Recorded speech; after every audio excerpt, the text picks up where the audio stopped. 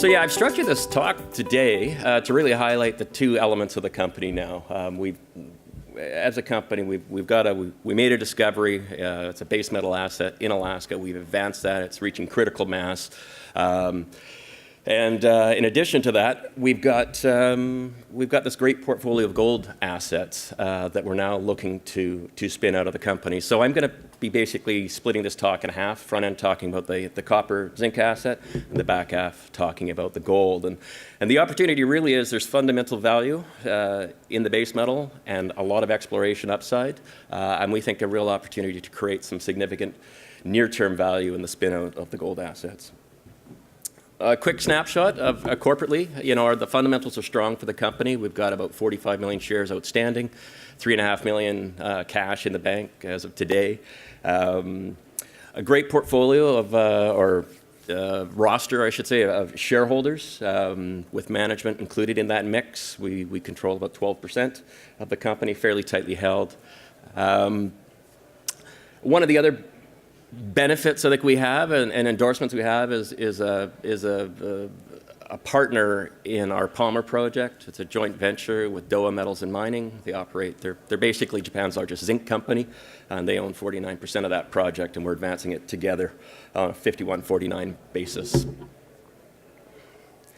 So Palmer, located in Alaska, very accessible Alaska. We're actually physically looking down on a highway that's about 40 miles to a deep sea port with road access into the core of the property.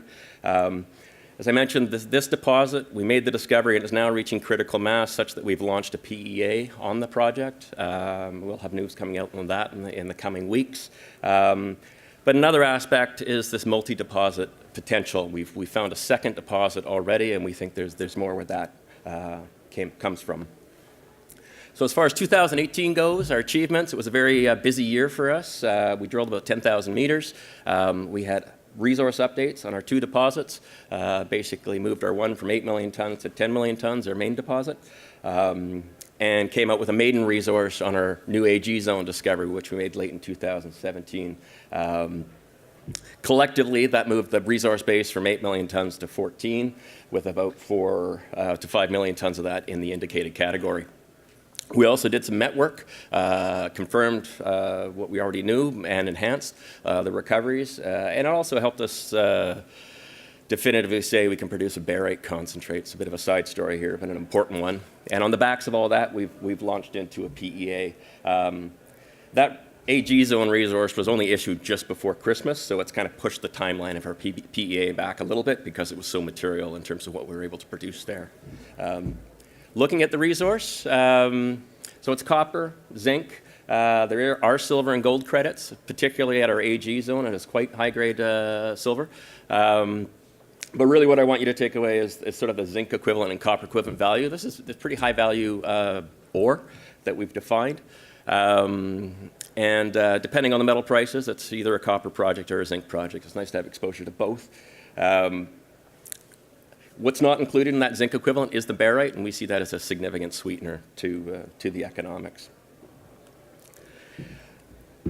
Now, those resources, both those deposits are open. They're open to expansion. But one of the things we also see is when you scale back, there's a real opportunity to find more of the same, other deposits. And it's common within VMS systems. If you find one deposit, you can find more. We like to use the Hokuroku Mine District in Japan as a comparable. They mined there for over 100 years.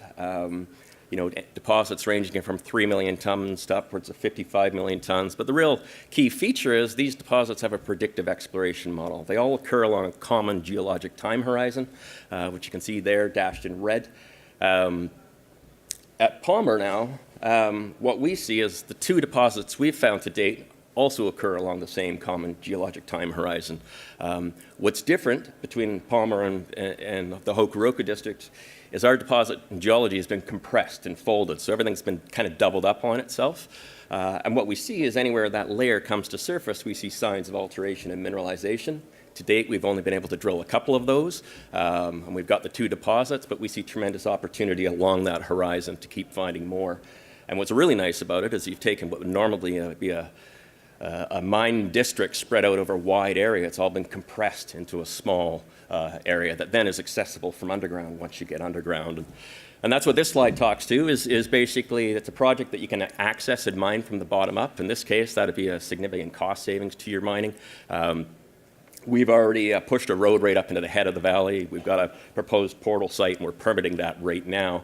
It's really to take the results of a PEA and take it to a feasibility level stage, and as a precursor ultimately to mining. Yeah. Moving now to the gold side of the equation. So we've had basically assets in Ontario within the Timmins camp for a while. We haven't been able to really get after them the way we want because our energies have been focused on the base metal asset at Palmer in Alaska. More recently, we acquired what's called the Johnson Tract. It's also in Alaska. And really now we feel we have the critical mass to spin these out to basically create a sister company to Constantine.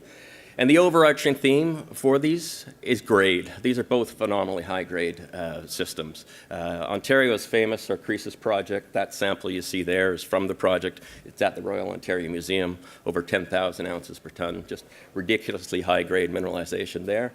But then you go up to Alaska. This is a project that's produced some of the better mineral intersections I've seen in a long time, but it hasn't been worked in a long time. So the last time it was discovered in 1982, 83, and then worked through until 1995. Westman actually did advanced engineering work on this with the idea of direct shipping ore from Alaska and Cook Inlet 900 nautical miles by barge to Stewart, BC, to truck it up to their premier mill to process it there. Gives you an idea of how great it must be to be able to do that. But it got mothballed at that time. It's on Native Corporation lands, and it was idled. They approached us, and we did a deal. Geologically, what you have, it's a really interesting system. It's basically, I guess, same age as the host submarine volcanic rocks. It's kind of a hybrid between a VMS and an epithermal. The main mineralization is a big silicified zone and stockwork with a lot of base metals. What's unique about this is that you see such high-grade base metals, high-grade zinc with the gold. 70 meters of 20 grams gold with 5% zinc. You'd be happy with either side of that equation. Here we have both.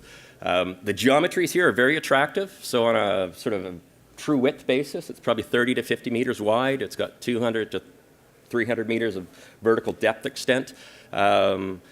And we think there's a lot of opportunity to find more of this. This is just so that was a cross-section on the left. On the right is a plan map. And what you see is the very bottom edge of the deposit's offset by a fault. It's basically, it would keep going, but it's been cut off by a fault. Past workers identified the same system about 800 meters to the northeast, what's called the fault offset target there on that map. There's only been a handful of holes there. They've picked up 3 meters at 10 grams and very similar silicification, so it's an obvious go-to for us to pick up this system. And then when you scale out further, we see this as a really compelling district or belt.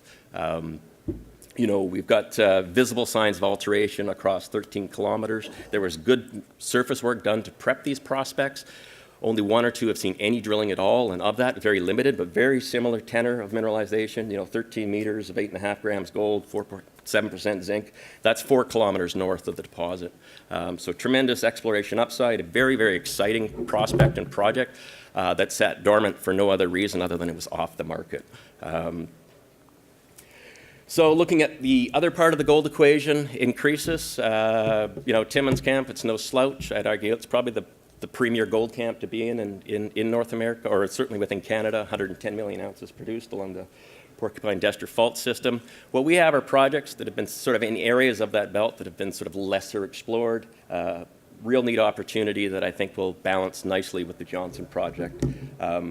So the details for this spin-out, they will be coming with time. We've been needing to finalize we have a letter agreement on the Johnson, and we're just in the very short strokes of finalizing the final terms. After that, we'll try and roll out the actual plans here for the spin-out. Our objective with the gold is to be financed in drilling late in the season and come out with a 43-101 compliant resource by the end of the year.